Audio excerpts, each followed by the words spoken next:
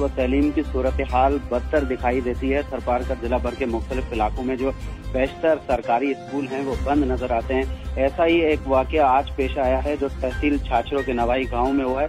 वहां पर महकमा तलीम के अमलदारान ने जैसे ही उस्ताद जो 15 साल से स्कूल बंद था उसके स्कूल को खोलने के लिए जैसे उस्ताद का आर्डर जारी करके उनको स्कूल की तरफ भेजा, तो जैसे उस्ताद वहां पर स्कूल पहुंचे तो वहां पर जो गांव का 72 शख्स है उस वडेरे ने जो है वो उस्ताद की तदरीर कर दी, उसको धक्के निकालकर बाहर स्कूल से निकाल दिया और बच्चों को स्कूल से निकालकर ताले लगाने की कोशिश की।